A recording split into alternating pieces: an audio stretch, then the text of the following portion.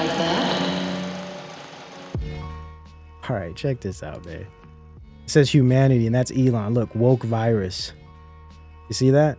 So what we're really getting with Elon, one big part of this is he's being promoted as this type of savior of the right.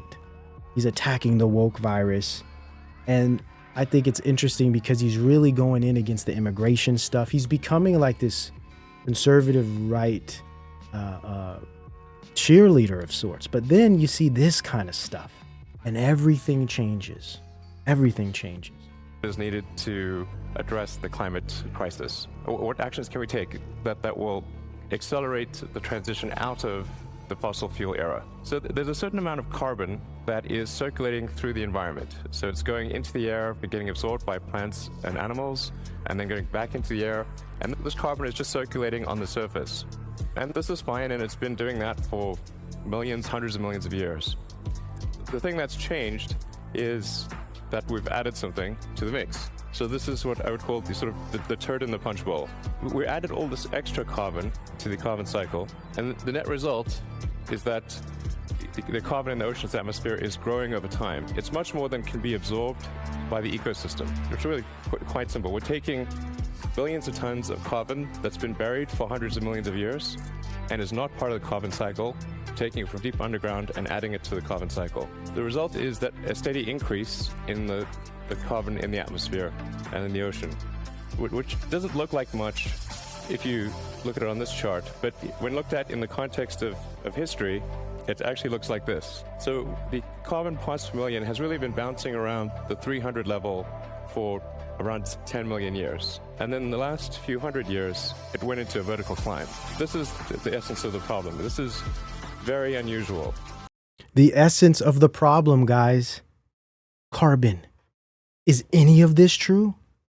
No one even knows if any of this is true. Is it just more PCR nonsense if we think about the illegitimacy of a lot of our forms of natural testing, methodology, etc.? Carbon tax, man.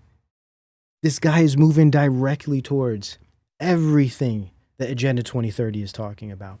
And he's going to do it because he believes it will be an opportunity to revolutionize our digital systems, electrification for his electrical vehicles, as well as his ambient intelligence networks that he needs to run, let's say, the Borg mind, right? This hive mind that's connected to the cloud. Oh, I got a bunch of new stuff on cloud consciousness that we'll be talking about soon here. Really interesting stuff, man, what they're planning. So the more I look into some of these developing projects regarding Web3, neuroscience, neurotech, nanotech, etc., the more what I see happening in the mainstream makes sense. The moves they're making, right? They all make sense because they're all helping build this massive thing that we could call, in a general sense, a type of Skynet, right? So as the right and the conservatives fall in love with him, he's just promoting everything Agenda 2030 is about. To degrees. So he may go against the wokeness. He may go against the immigration, right? But he's really right behind the digital transformation and the coming of this digital age. Now, this is another project he's working on called Dojo, supercomputer. And I think this plays into the concept of Skynet. And then we think of his Starlink, think of Neuralink, Neuralace, and all these other projects. Once these things are developed, minds can be connected to the internet. And this is one of his goals. Now, some will say, oh, imagine if we're all connected to the internet through our minds and we could talk on Twitter now just through our thoughts. How cool would that be? How cool would that be? Have you guys read the book Feed? Watch the show. There's a show on it. The level of consequences are staggering. Imagine someone has access to your thoughts. I mean, it's a bit extreme to think about. It's science fiction, but it's not that far. We're not that far away, man. We're not that far away at all. Imagine a computer so powerful that it can perform 1 quintillion calculations per second. In case you're wondering, that's one with 18 zeros after it. a computer that can process more data than the entire human population combined. That's about 8 billion people. A computer that can create a digital duplicate of the human visual cortex and brain function and use it to drive a car autonomously. This is not science fiction. This is Dojo, Tesla's new supercomputer. Imagine a computer so powerful that it can perform 1 quintillion calculations. Can you imagine? Elon can. And all of this is happening like that. Couple years, man, all of this stuff is in development. And the goal is to have it at least up and running in 2030. Everything leads to 2030, man. The next 5 years are next 6 years, so important for all of this. Now, listen to this, to speak more to this convergence of all of these technologies, but also of people, of minds. Listen to what he says here regarding his new platform, X. Check this out, man. I mean, ideally, I'd like to get like 80% of, let's say, North America and perhaps, I don't know, half the world or something, ultimately on Twitter in one form or another. Can you believe that? 80% of the US he wants on Twitter. I wonder why. Imagine what he could do with that type of data. Imagine what type of AI, possibly Grok or maybe his truth AI, XAI. Imagine what type of training he would be able to do with half the earth on Twitter. Is it possible?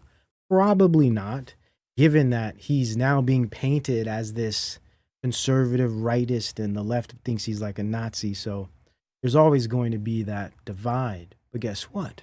Recently, the former owner of Twitter opened up his own version of X. I think it's called Blue Sky. So yes, now we have another dialectic. Now we have the progressive X.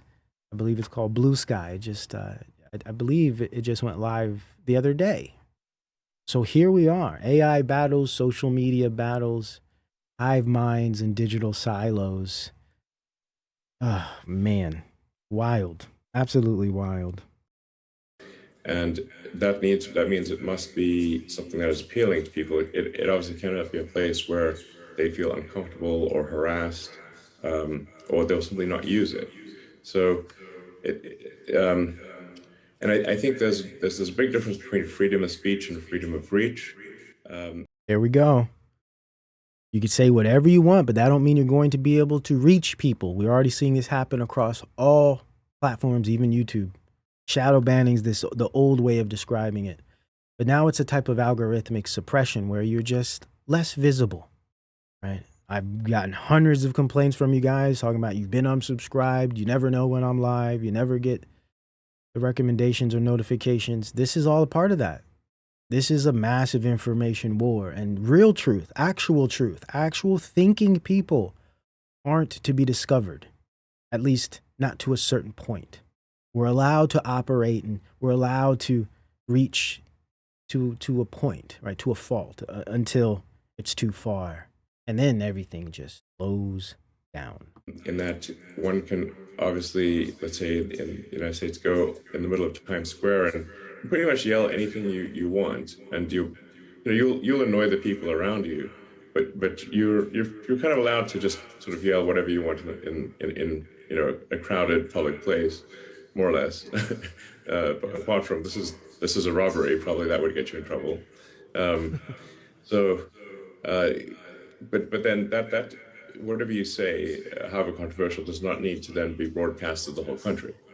So I think generally the approach of Twitter should be to let people say what they want to do within the bounds of the law, but then limit the who sees that based on any given Twitter user's preferences.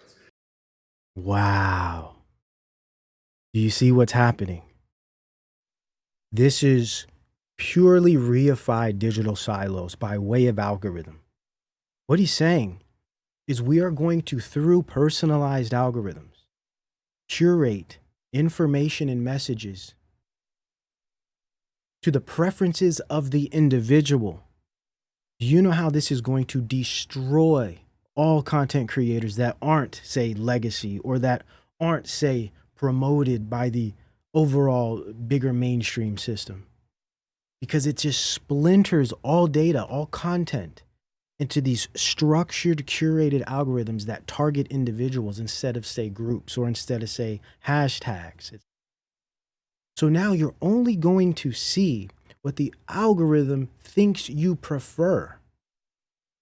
That is crazy. That is absolutely insane. And this is a way to control. Again, technology is essentially a mechanism of control.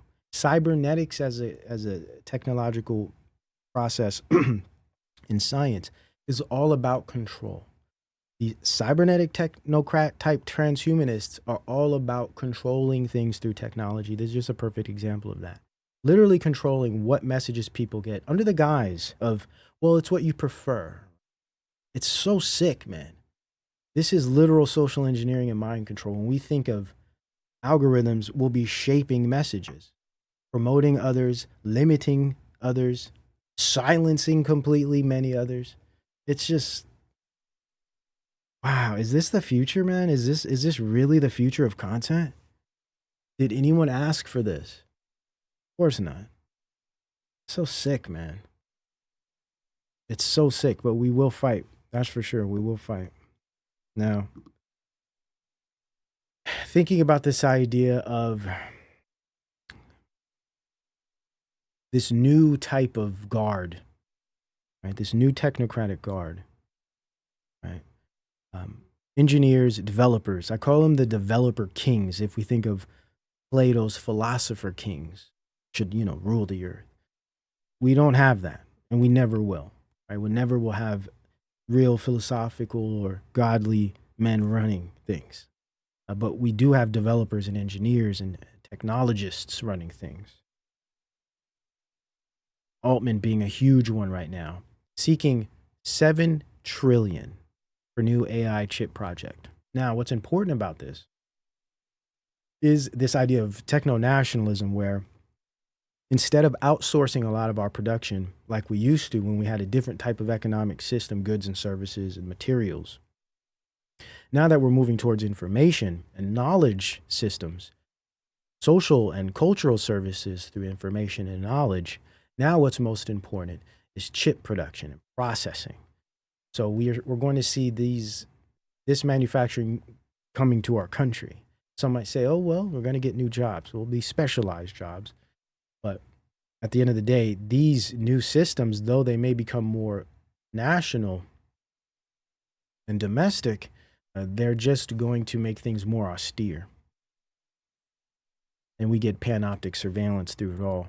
Now, I notice as well, Elon is being pumped up and promoted for the shift to XPay, which I think could be probably one of the first what we see, this type of quote unquote decentralized digital currencies.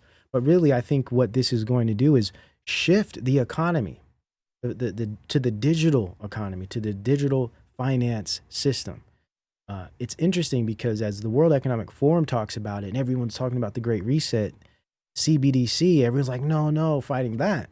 But they're promoting what Elon's doing under the guise of it's going to be this new libertine, independent, for the people system. But what he's doing, what this will do is help build the infrastructure that, say, the World Economic Forum needs. And this is a big part of Bitcoin. It's a big part of cryptocurrency. We're building these infrastructures that are going to be totally centralized and controlled by those who run the network systems, those who run the processing and the ubiquitous computing that allows it all, right? Check this out. These are some more memes just to give you guys an example of what I mean here. This is what we're seeing. Yeah, PayPal's not perfect. Venmo, Cash App, everything has problems. But listen, these payment sources allow us to work outside of other bigger systems. Third-party payment processors are advantageous to those who are independent. They are, as flawed as they may be. But just working it to some decentralized XPay is not the way to do it. Because I have a pretty good idea, at least I think I do, of what Musk's ultimate goals are. or at least what they might turn into. He could be just being used to build all of this stuff, and then they turn on him, backstab him, and then he becomes the real victim of all of this. That's a possibility too, man. So look at this, X payments. Can you believe they use these images like this? This is real memes people are pushing around. It's just a mind virus. It's so sick, man. But this is just a great example of social engineering. Accelerating the panoptic digital economy via social media culture, memetics and culture creation. And I'm so sick of hearing people, well, Elon may do this, but it's like, listen, man, be real. This dude is setting everybody up for failure. Let's be real. Let's call this stuff out, man. Stop playing the middle. A lot of people play in the middle, man, because they're afraid.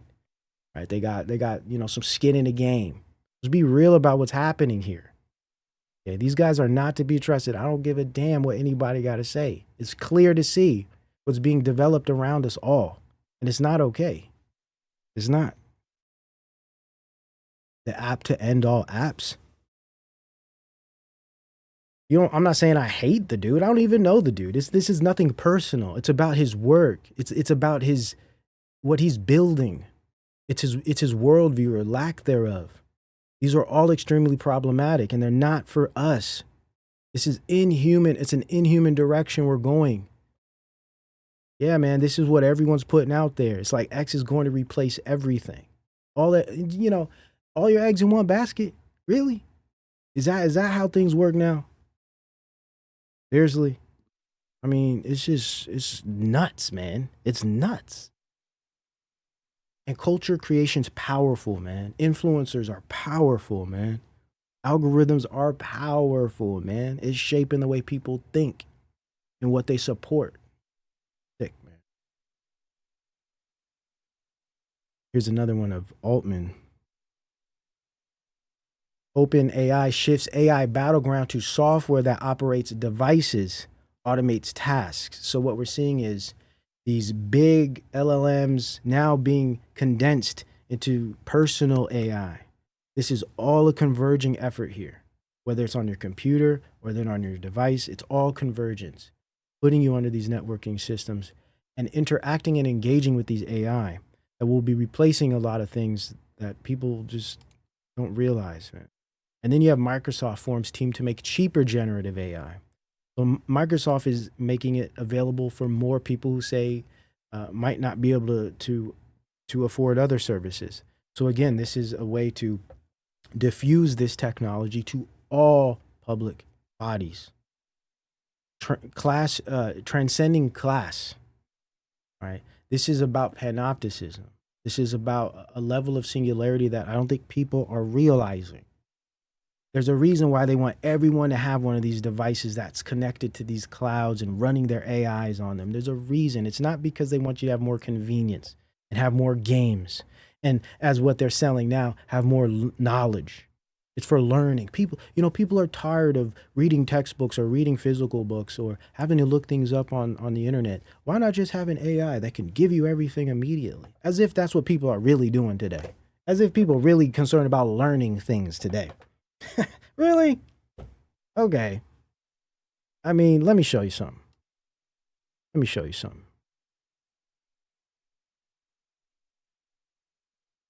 And he's an accelerationist, Altman. What's interesting about Altman is he's kind of the EACC, he's the EAC, accelerationism. Musk is more the EA, he's more the effective altruist. So he's about pushing technology as the end all, but doing it more altruistically, more collectively, doing it for the human future, quote unquote. Altman is like, look, let's just let this thing burn.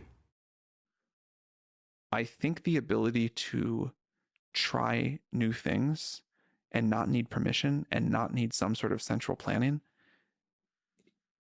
betting on human ingenuity and this sort of like distributed process, I believe is always going to beat centralized planning.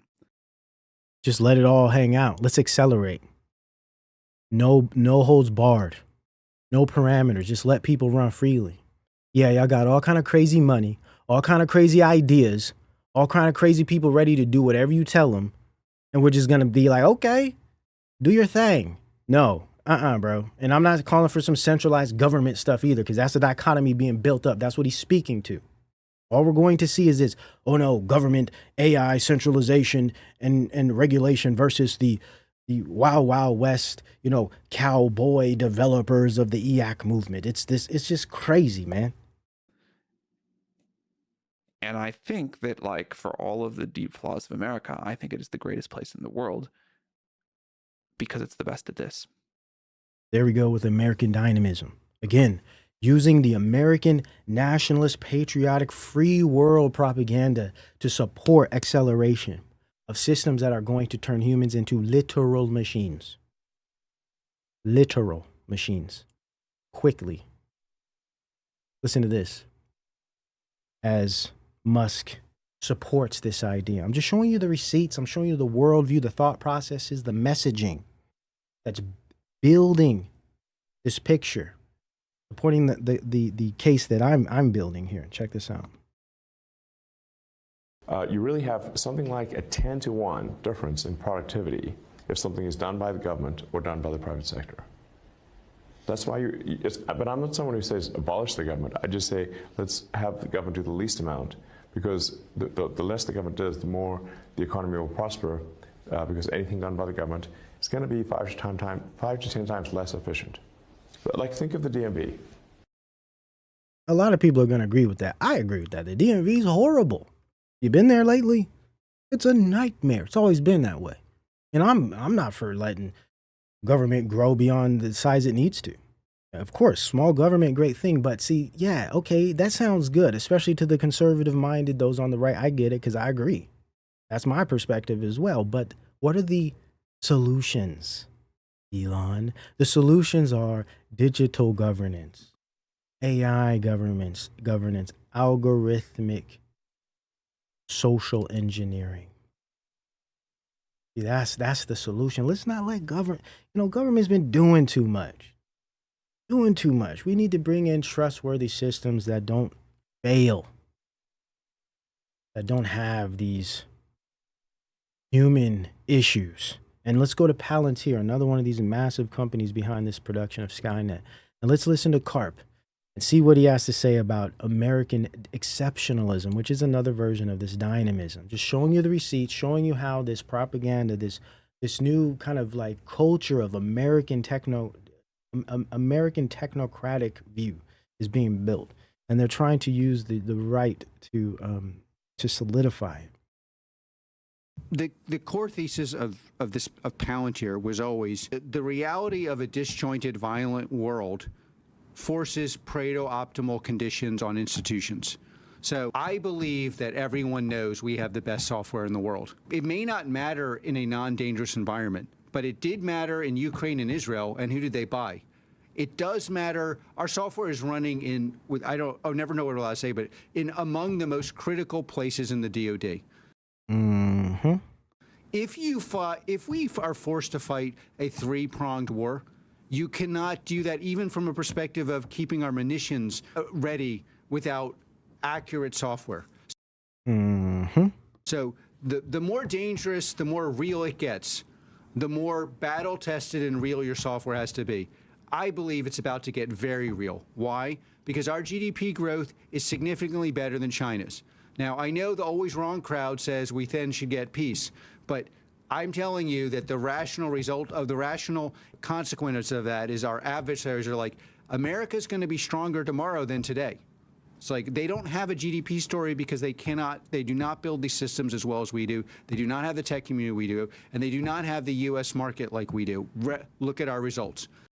This is a perfect example of what I've been trying to present to you regarding techno-nationalism. This is another movement that's happening right now that in a sense almost conflicts, well, in many ways it does, with techno-optimism, because the techno-optimist movement says the techno-nationalist movement is far too centralized, far too, let's say, zealous in their movement, but also they're far too focused on security and military.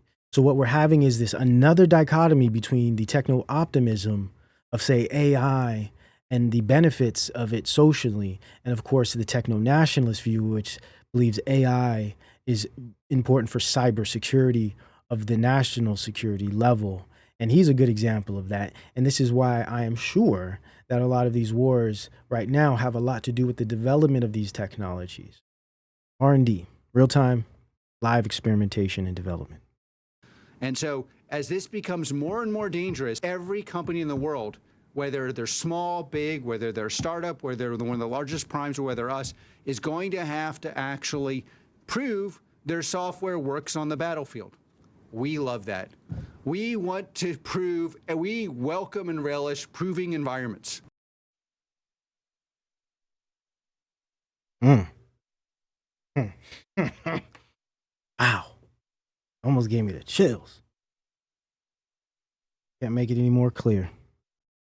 If it was up to me, software would only be deployed at America and Western allies if it was proven on the battlefield.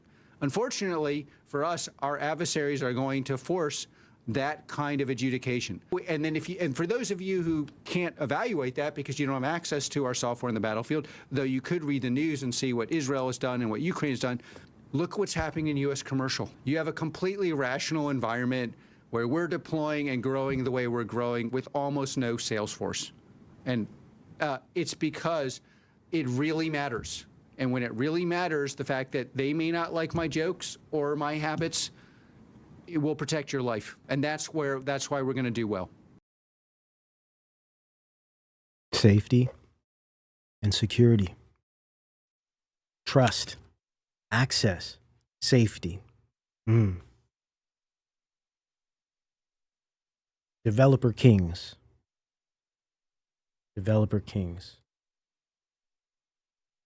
Sick bastards, man. Excuse my French, man. I swear, man, these people. Absolutely disgusting what's happening. All right, let me show you this. Now, talk a little bit about these developer kings. We're getting close to the big C, Prince Charles. We're almost there.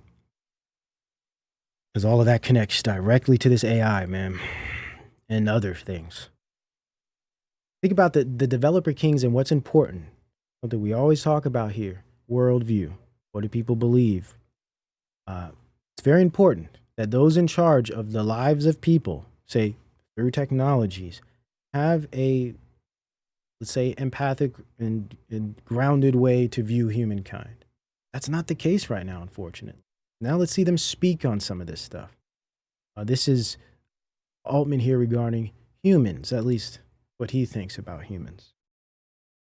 Humans really care about what other humans think. That seems very deeply wired into us. So chess was one of the first victims of AI, right? Deep Blue could beat Kasparov, whenever that was, a long time ago. And all of the commentators said, this is the end of chess. Now that a computer can beat the human, no one's gonna bother to watch chess again, ever. It's over. Or play chess again. Chess has, I think, never been more popular than it is right now.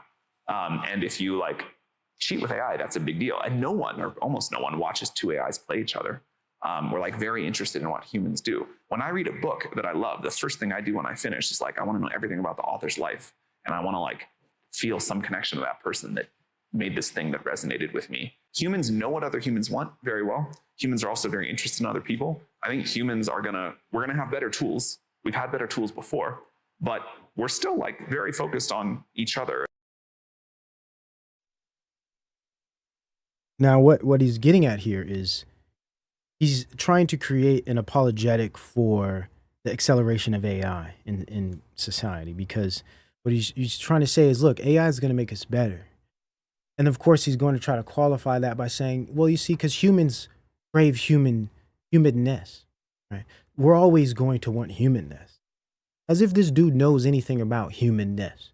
As if this dude knows anything about people in a real sense, in a transcendent sense. As if this dude knows anything about, say, social or even human development. Because that can be knocked down really quickly. If we just look at the Generation Z, say, post the introduction of social media, and we see the difference between them neurologically, socially, physically, right? Compared to, say, generations before them, like Generation X, that didn't have the exposure of these certain types of technologies. It's very obvious that technologies change people at the psychological level, at the social level, and even at the physiological level. So if we know this is the case, imagine what personalized AI assistance in the pocket of every single person, possibly implemented into their biology at some point, will do to the way humans interact and relate. Do you think humans that grow up with these types of technologies are going to develop such that they would even have that, say, old world way of craving humanness? Probably not, bro. But again, these guys, they have no real sight or vision when it comes to things human. All they see is technology and mechanism, unfortunately. Blows my mind. Listen to the rhetoric coming from these clowns. And then we have this guy here who's a little more real. Of course, the digital vampire, Brian Johnson himself, he's a little more real about the future of human. We have become accustomed, after seeing a few decades of technology development, we know our smartphones and computers get better every single year. Version 2 goes to version 3 to version 4. So when we imagine what is tech going to be like in 20 years, 100% of people would say better. We know it improves. When you say what are humans going to be like in 20 years, it's not clear we're going to be better.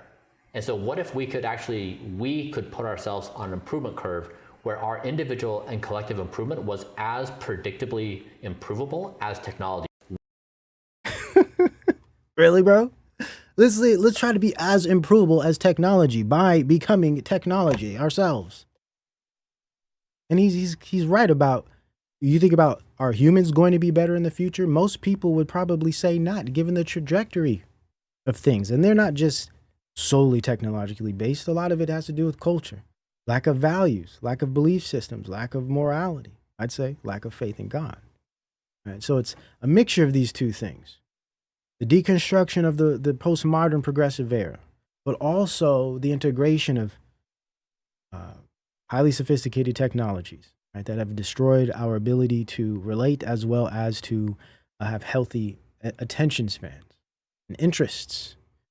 So clearly, the more technology comes, the more humans are going to suffer because of it as we become the technology ourselves. So he's like, look, the way we're going to fix this, we're just going to try to figure out some way we could progress or develop at the same rate as the technology. How would you do that? By becoming the technology. And you already see what this dude doing. Shoving like 100 pills a day up his bunghole. I mean, the dude's a freak. I'm sorry. Listen to this guy. He's getting a little real about the situation. Bringing this real philosophical dichotomy that I think speaks volumes. Check this out. This is the fundamental difference between what I call Uncle Ted and Uncle Fred. Uncle Ted is Ted Kaczynski. It's a Unabomber, it's a doomer, it's a decelerator, the degrowther who thinks we need to go back to Gaia and Eden and become monkeys and live in the jungle like Ted Kaczynski, right? The Unabomber style. Uncle Fred is Friedrich Nietzsche, right? Nietzschean, we must get to the stars and become Ubermen and so on and so forth. This, I think, is going to become, and I actually tweeted about this years ago before the current AI debates, between anarcho-primitivism, degrowth, deceleration, okay, on the one hand, and transhumanism and acceleration and human 2.0 and human self-improvement and make it to the stars on the other hand, this is the future political axis. Yes, indeed. This is the fundamental. Something we have been discussing for some time, but put in other words, yes, true. Massive dichotomy, but I would also argue a little bit false and dialectical in that it's too extreme. Though this will happen, it is happening, especially with this more progressive leftist view that harkens back to the 70s movement as he's appealed to, especially when we think of Ted Kaczynski. But we're already seeing this built up again, as I showed you last week, the Atlantic article that is calling for this new techno-authoritarianism on the part of the right. So there is this type of Luddite movement that's developing that's more progressive, possibly want to go more towards naturalism that will develop more and more as AI starts to take over, something we've been saying for years, right? There is going to be this Kaczynski versus this like RoboCop 2 transhumanist accelerationist movement that we see through Jeff Bezos and all of these guys we've been talking about. The problem is, I think it's a bit extreme, and it will be dialectical with purpose to bring a solution that is integrated, right? There is a middle ground, but I don't think the middle ground that I support is going to be the middle ground that will be the solution, right? The solution will be a type of soft transhumanism. The solution will also be liberal eugenics, also known as libertarian transhumanism, that will say, you know what, people will just have the right to enhance. People will just have the personal right to optimize their biology, to do these different things. Nothing will be, in a sense, mandated. These things will be offered up to the individual. I think this will be the solution to it all, such that the more leftist, progressive, anti-technological populations will be like, oh, well, you know, there's choice, right? There's choice. But then at the same time, the technologies will be available. The issue with that is once these types of transformative technologies, especially of the transhumanist sort, they will create such inequality between those who take advantage of them and those who do not. We will see this over the next few years regarding AI. Those who are very AI literate and those who aren't will see massive inequality between the two as far as treatment and experience in the world, because these types of technologies are powerful, and they will change the way we relate to each other forever. So I thought this was a good clip just to get an understanding about these differences. But I think more importantly, speaking to the Nietzschean Übermensch, Superman view. Now, I want to show you why this is so significant. I found this clip here that speaks to this of Musk. And he talks about reading Nietzsche and Schopenhauer when he was young, how it's depressive. But what's interesting is he has no worldview to fall on. So what does he do? What does he do? He goes to technology and he tries to become the Übermensch in a sense. That's what he's actually doing. Be careful of like reading German philosophers as a teenager. It's definitely not going to help with your depression. So reading Schopenhauer and Nietzsche, I'm like, as an adult, it's much more manageable. But as a kid, you're like, whoa. So then I was like, man, I'm just like struggling to find meaning in life. Absolutely. He's been struggling his whole life to find meaning. Why do you think he wants to go to other planets, so-called? Why do you think he wants to shove microchips in his brain? Why do these people want to immerse themselves in false realities and plug into the Nozikian experience machine? Why? Because they have no meaning in life. They have no belief system. They have no justification to be good or to even feel okay in this world. Everything becomes competition. Everything becomes pursuit of pleasure. Everything becomes measurement. These people are extremely diseased morally. And it always comes back to this Übermensch, overman type of scenario where people have to figure out material ways to gain power. And again, this is where we're at. We're at this middle ground between the Übermensch and this kind of naturalist, what will eventually be the Spinozan animist kind of view of nature and everything, universal Gaia worship, etc. But they will converge the two. They will converge the two. And I believe this will be this new type of neo-pagan technological libertarian transhumanism of the soft kind that will lead us to the post-human era.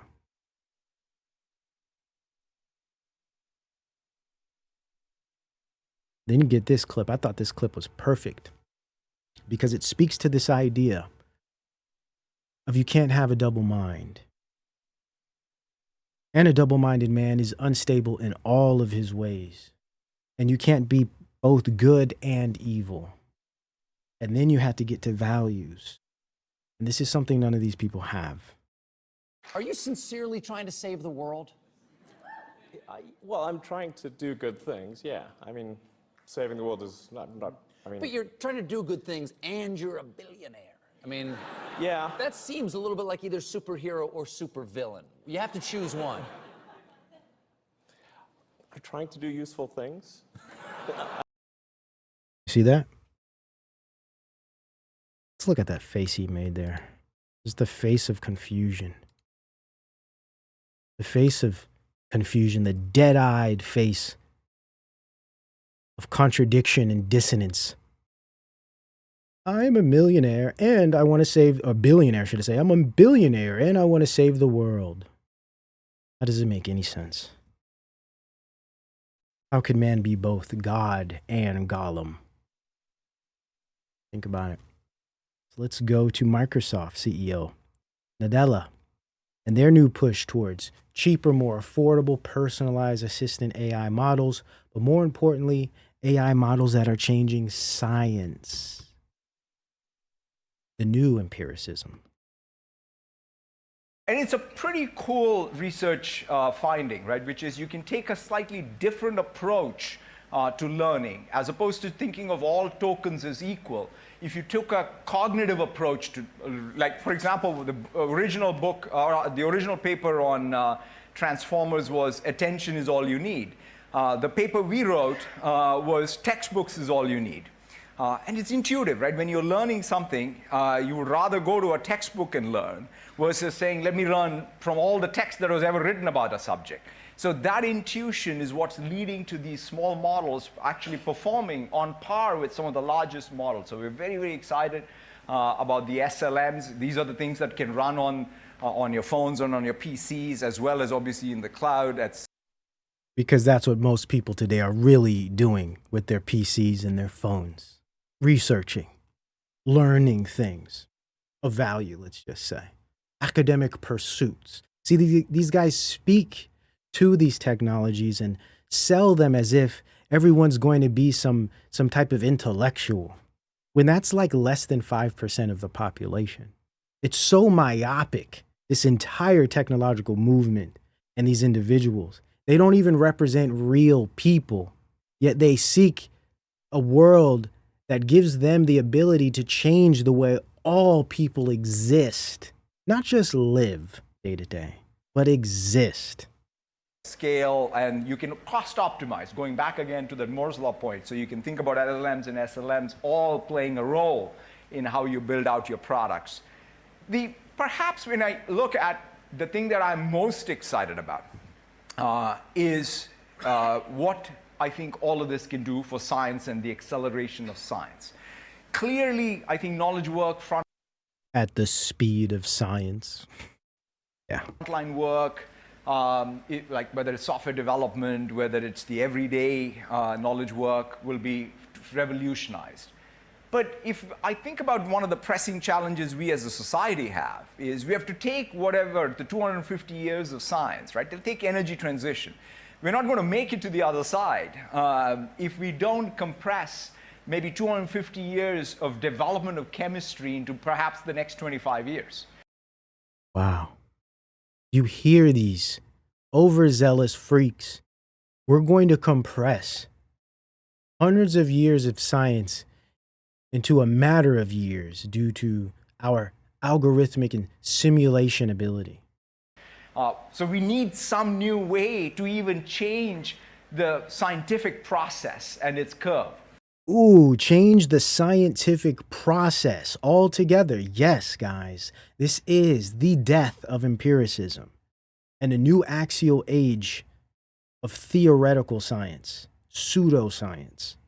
And that's where I think AI can help. AI, essentially, the way we think about it is, like, if you want to simulate in silico, that's where high-performance computing is used, right? If you want to even simulate a single molecule or molecular dynamics, cells, and then all the way to complex systems. Of course, the real breakthrough there will be quantum.